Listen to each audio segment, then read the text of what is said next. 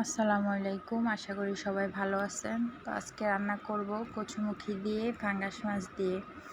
তার কচুগুলি আগে হলুদ দিয়ে ভালোভাবে ধুয়ে রেখেছি। এই তো পাঙ্গাস মাছ হলুদ লবণ দিয়ে ভালোভাবে মেখে ফ্রিজে রেখে দিয়েছি 10 মিনিটের জন্য। এখন মাছগুলি ভালোভাবে ভেজে নিব। এই তো ভাজা শেষ, এখন চুলা থেকে নামিয়ে নিব। দেখুন সুন্দর করে ভেজে নিয়েছি।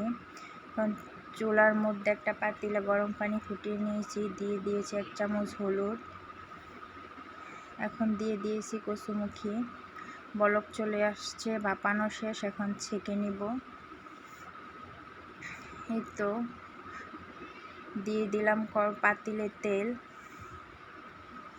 দিয়ে দিয়েছি পেঁয়াজ কুচি, দিয়ে দিয়েছি 1 চামচ লবণ।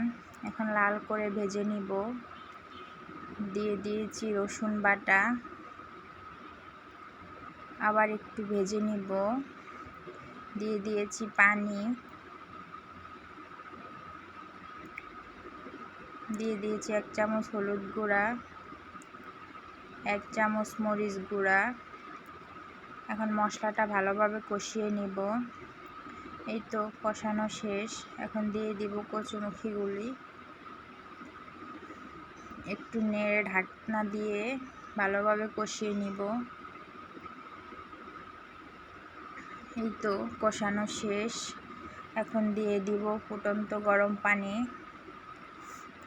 গরম পানি দিলে তরকারির স্বাদ এমনিতেও বেড়ে যায়। দিয়ে দিয়েছি ভেজে রাখা মাছ। এখন ঢাকনা দিয়ে ঢেকে রান্না করে নিব। এখন দিয়ে দিব কেটে রাখা কাঁচামরিচ।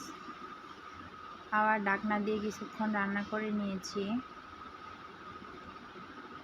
দেখুন কতটা সুন্দর হয়েছে।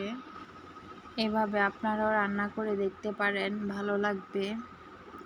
যারা আগে থেকে আমার চ্যানেলটি সাবস্ক্রাইব করেছেন তাদেরকে অসংখ্য ধন্যবাদ। আর যারা এখনও করেন নাই, প্লিজ আমার চ্যানেলটা সাবস্ক্রাইব করে দিবেন। যারা ধৈর্য ধরে আমার ভিডিওটি এতক্ষণ দেখেছেন তাদেরকে অসংখ্য ধন্যবাদ। ভালো থাকবেন।